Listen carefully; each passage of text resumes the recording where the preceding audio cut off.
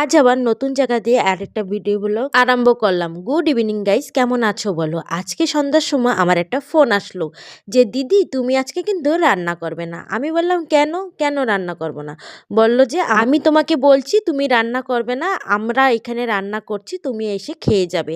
তা আমি ভাবছিলাম যে 9টা সাড়ে 9টা হবে, আর তার আগে আমি একটু লেখালেখি করে নিই, তারপরেই কিন্তু আসবো। আমি ভেবেছিলাম যে 9টা সাড়ে 9টার সময় যাব, তাহলেই হয়ে যাবে। না না বাবা, সে আর কি বলবো, তার ভিতরেই কিন্তু রান্না হয়ে গেছে। তারপরে আমার বারবার ফোন করার পরে আমি কিন্তু এসেছি, আর এখানে আমরা এতটাই মজা করতেছিলাম আর কি বলবো। কিন্তু সব কিছু তো আর ভিডিওতে নেওয়া যায় না, সবাই আবার ভিডিওতে আসতে চায় না, তার জন্যই আর নেওয়া হয় না।